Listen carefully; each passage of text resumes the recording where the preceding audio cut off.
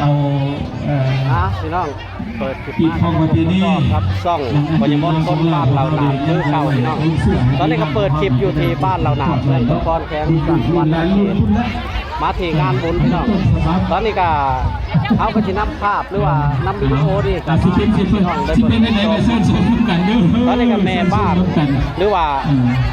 ข้าวหนุ่มในบ้านนี่นะพี่น้องเปิดที่พ่อนให้คะแนนหรือว่าได้กับมีรางวัลนะครับเดี๋ยวมันก็มีแต่ผู้งามได้ให้ที่นี่ก็มอบรางวัลน้องนักเรียนไปเลยนักข่าวเป็นตลออยู่นี่นักข่าวเป็นตะมาจะพูดได้นี่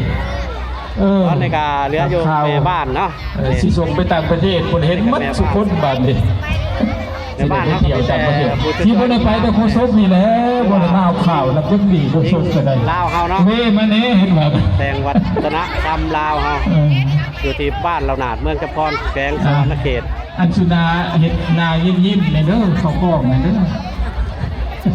ตอนนี้เพิ่นกำลังจัดแถวอะไรกับเพิ่นก็สิได้พอดเอาดอกที่สุดได้เบิ่งแรงเฮ็ดกิจกรรมอย่างแรงนี่น้ำเรื่องซั่นแรงก็มีการเสียทหารบ่รู้ได้ไหนแหละคุณนุตีพร้อมบ่ล่ะบ่อาจารย์พศนิตพร้อมละบ่พร้อมละบ่พร้อมเปิด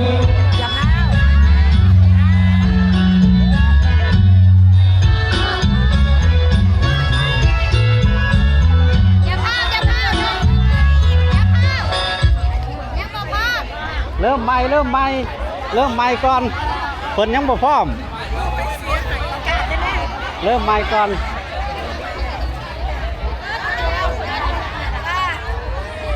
เป็นบรรยากาศอยู่ที่วัดปริยัติสบายดีนี่แต่คนบ้านเฮาสบายดีในกล้องเขาสิคอมเมนต์มาเขาสิว่าจุ้มเจ้าบ่ได้เป็นหยังเนาะมีแต่สบายดีเขาสิว่าแหละ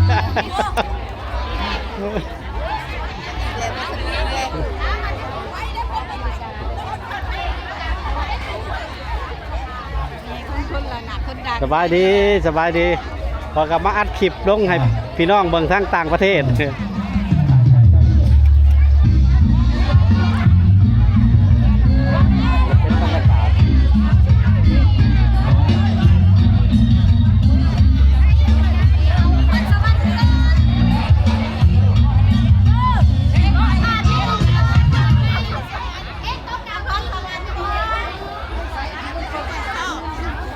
เป็นบรรยากาศ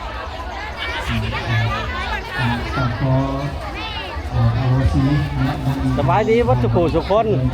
ย่านโบเบิงกล้องก็เลยสบายดีไปโลด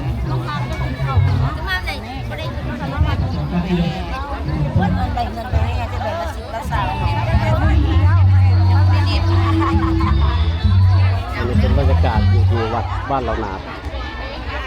สบายดีวัตถุคนสบายดีเอาเบิ่งคือเก่าวะบ่แม่น30 ปีก่อนนะจนจากล่มย่างกันแล้วจ่อยนะ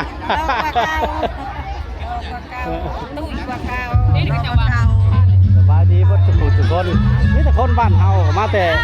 สบายดีพอมีแต่คนบ้านเราหนาดเพราะว่าพอก็เป็นลูกหลานบ้านเราหนาดแต่ว่าไปทำงานอยู่กรุงเทพ30 ปีพี่น้องเอ้ยตอนนี้ก็มางานบุญงานวัด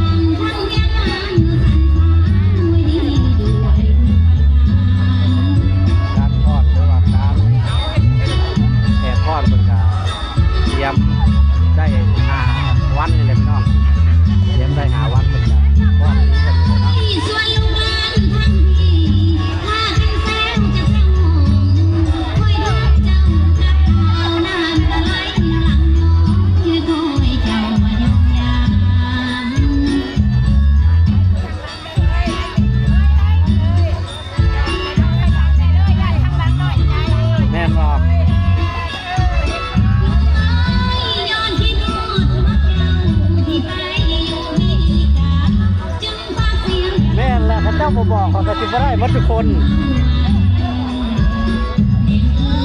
กระเจ้าซ้อมแค่5 วันกระเจ้ายังพอดงามแท้ๆพี่น้องเอ้ยคนบ้านเราหนาเท่าเบิ่งแหน่นี่มีแต่ผู้งามๆ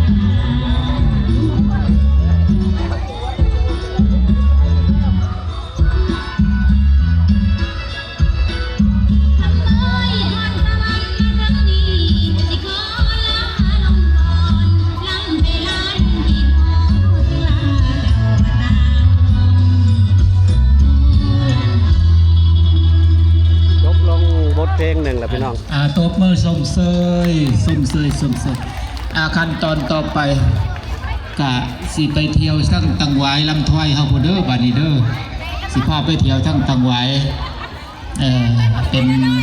เราก็จะได้จบ ก่อนลำมาดูแล ถ้าชื่นชอบกดไลค์กดแชร์ เศร้าเล่าเฮาเนาะ ตะไคร้นำพี่น้องตังหวาย